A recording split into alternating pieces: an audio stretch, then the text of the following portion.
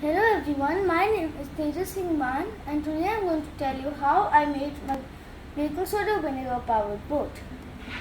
To make my baking soda vinegar powered boat, I used the base of an empty milk bottle, a cap and 2 straws.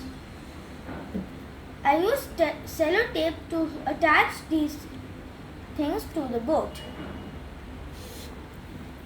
To make the boat move, we use the reaction of vinegar and baking soda.